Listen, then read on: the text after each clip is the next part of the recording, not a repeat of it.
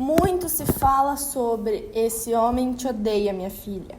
Mas pouco se diz do minha filha, por acaso você se odeia? Oi, gente, bem-vindos a mais um Por Onde Anda Nicole. E ultimamente tem acontecido umas situações na minha vida que eu paro e eu penso que eu não me odeio, sabe? Tem um amigo meu, e ficou bem famoso esse meme há um tempo, que é eu me odeio, mas não ao ponto de... E eu nunca pude usar esse meme porque eu não me odeio. Nunca me odiei, sabe? Modéstia à parte, eu sempre me entendi, né? Entendo que eu tenho meus defeitos, coisas que eu gostaria de melhorar em mim, mas nunca ao ponto de olhar e me odiar. Só que então, por que eu tô agindo como se eu me odiasse? Sabe, gente, isso pra mim é uma coisa muito complicada. Porque eu percebi que eu me odeio. Sabe, que por mais que eu fale não, eu não me odeio, eu tô agindo como se eu me odiasse. Sabe? E isso foi uma virada de chave muito estranha na minha cabeça. Porque qual é o sinal que você se odeia? Sabe? É um farol abrindo, sabe? O que... Qual é o segredo, sabe? O que é que a gente vê que a gente se odeia, sabe? Eu tava vivendo minha vida, juro. E aí...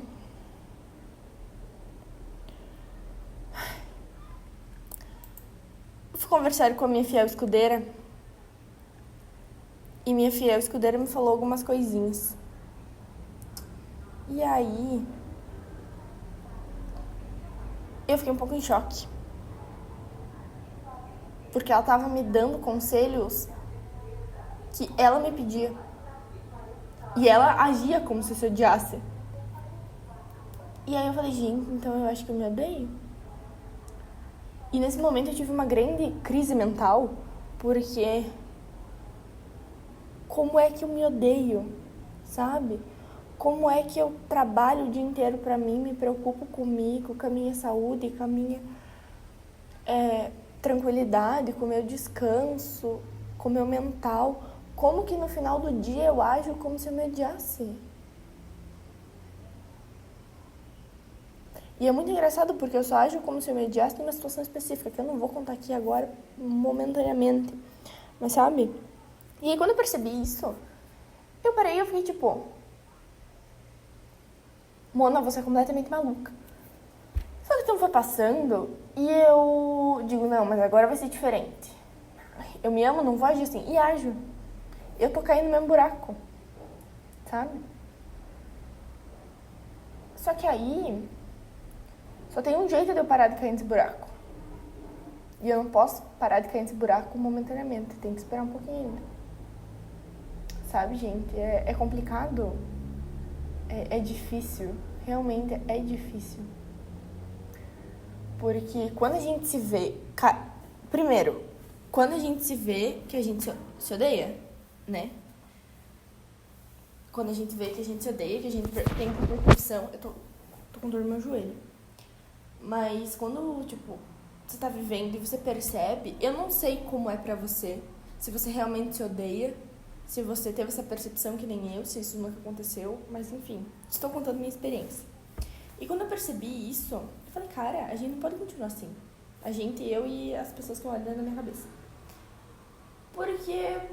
Por que agir como se eu me odiasse se eu não me odeio? Sabe? Por que ser uma pessoa ruim pra mim, sendo que eu só tenho eu? Sabe?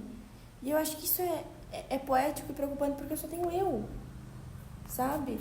Tenho meus amigos, tenho minha família, mas eu só tenho eu. Do começo da minha vida até o fim da minha vida, eu só tenho eu. É só comigo que eu posso contar. Se eu não posso contar nem comigo, com quem eu vou contar? Sabe? E é uma conversa meio revoltada. Não sei como tá o áudio, porque eu virei a cadeira de lado da mesa e aí fiquei um pouquinho longe do microfone, mas enfim. O microfone, né? Do celular, no caso. E eu parei e comecei a pensar nisso. Sabe? Se eu não posso contar nem comigo mesma, como que eu espero que as outras pessoas me ajudem? Ou como eu quero que as outras pessoas contem comigo? Entendeu a hipocrisia? Ou a confusão? Que agora também não sei qual o termo. Porque quando você se anula, quando você se deixa de lado, quando você não se coloca como prioridade, não necessariamente isso pode significar que você se odeie, se isso estiver nos seus padrões. Porque eu acho que dependendo para cada pessoa, o se auto-odiar, né? O se odiar significa você fazer certas coisas. E eu não fiz certas coisas que me odiariam, sabe? Tipo, coisas que validassem a minha falta de amor, sabe? Mas tem coisas que eu jamais faria se eu tivesse em plena consciência do meu amor próprio, sabe? E aí, que rotina maluca é essa? Que rolê crazy que eu tô vivendo a ponto de esquecer de mim? De me tratar como se eu me odiasse. Como se eu não fosse a prioridade. E, gente, eu uso muito da teoria do avião, que você não pode... Nossa, meu joelho tá doendo bastante. Que você não pode pegar a máscara do oxigênio e colocar na outra pessoa. Primeiro você bota em você. A máscara do oxigênio vai primeiro nas tuas fuças, para depois nas outras pessoas. E eu uso isso até como egoísmo, como justificativa para egoísmo, porque se eu não estiver bem, as coisas que eu preciso fazer não sairão bem, sabe? E quando eu comecei a ter essa consciência de você está se odiando, eu percebi que um monte de coisas ao meu redor estava desmoronando. Eu soltei um episódio que falava: você não vai construir uma casa nova sem demolir a sua atual, né? Mas existiam coisas em que não eram para estar demolindo, se esvaindo, sabe? Eram coisas que realmente precisavam da minha atenção, que eu precisava estar focada, e eu não estava focada, sabe? Porque eu não estava me colocando em primeiro lugar. E quando eu notei isso, eu fiquei incrédula, eu fiquei assustada. Eu falei: tá, e agora? O que eu vou fazer na minha vida? Sabe? Se nem pra cuidar de mim eu sirvo. E eu tive uma grande crise, grandes choros e tal. Não levei isso pra terapia, né? Porque eu acho que tem outros assuntos que eu quero levar pra terapia antes. Mas foi uma coisa que eu... Ó, minha máquina, ó. Tem coisas que, tipo, né, eu preciso e quero levar antes. Mas, sabe? E aí, quando eu notei que eu tive o primeiro insight, eu falei: beleza, primeiro insight. E aí, aconteceu de novo. E aí, quando aconteceu de novo, eu falei: minha filha, por que você tá agindo assim? E aí, aconteceu de novo. Que, novamente, eu caí no mesmo buraco. E eu acho muito interessante essa questão, né? Por quê? Por que eu estava tanto colocando outras pessoas à frente de mim? Tanto que, gente, eu vou ser bem... Seria uma fala problemática, uma fala pau no cu, uma fala sei lá o quê. Mas eu me coloco em primeiro lugar, eu sou bem egoísta nesse quesito, né? Eu aprendi com a irmã mais velha de uma ex-amiga minha, que às vezes em situações da vida a gente vai ser... E a gente precisa ser egoísta. Indiferente do que os outros achem, indiferente do que os outros digam, em certas situações o egoísmo vai precisar reinar pelo bem maior nosso, né? E é um pouco disso, tipo, eu não posso dar conta de certas coisas porque eu preciso estar bem eu mesma, sabe? Ai, Nicole, mas... Ah, sabe, vai se fuder, tá?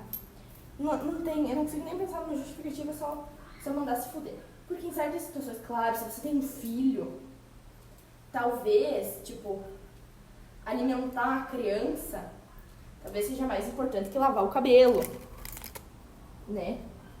Uma questão assim, se a gente for colocar como uma lista de prioridades, talvez. Agora,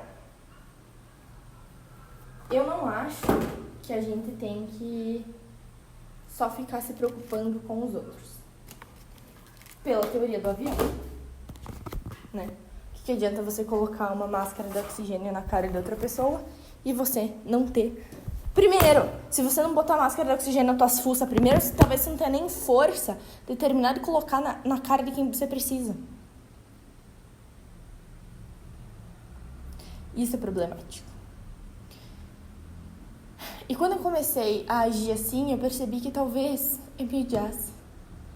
E aí, gente, eu não sei vocês, mas foi a primeira vez que eu me deparei com isso. E eu não sei lidar, sabe? Eu não sei lidar com situações em que eu tô vivendo pela primeira vez. Eu gosto de ler livros, gosto de assistir séries, gosto de ouvir pessoas e aprender com a experiência delas. Só que eu nunca, dos meus amigos, ouvi uma situação de eu me amava e eu comecei a me odiar. E não é que eu me odeie, mas eu comecei a agir como, que essa é a questão. Porque todos os meus amigos se odiavam. Literalmente, se botasse todos meus amigos numa peneira, a única pessoa que saiu com a autoestima dele era eu. E eu estou falando dos meus amigos do ensino médio, que tecnicamente foi os que eu vivi mais tempo com esse tipo de demandas adolescentes, sabe? Porque no fundamental a gente não se preocupava muito com isso. Mas enfim, vocês entendem? Então, pra mim é tudo novidade, como sobreviver e viver com isso. Por isso estou trazendo um insight aqui pra gente dialogar, discutir sobre isso, conversar, porque eu não sei como agir. Eu tô tentando voltar e eu entendi qual foi o ponto de partida. Literalmente, eu encontrei a raiz do problema. Demorei um pouquinho, um chorinho, umas coisinhas, mas encontrei a raiz do problema. E agora que eu encontrei a raiz do problema, fica muito mais fácil de eu consertar. Sabe cortar o mal pela raiz? Às vezes, talvez, a gente só precise tirar essa planta que tá com a raiz mal de um vaso pequeno para um vaso maior. Ou então tirar de um vaso grande e colocar no vaso pequeno. Ou então jogar fora essa planta e colher outra. Plantar outra, sabe? Existem muitas possibilidades nessa questão. E eu vou descobrir alguma. Se eu lembrar e for conveniente, eu conto pra vocês. Se não, vocês me perguntem aqui que outra hora eu volto a contar. Daí, se eu descobrir. E se eu descobrir, né, gente? Mas eu tenho uma visão do que ser feito. Tá bom? Beijo, gente. Até a próxima.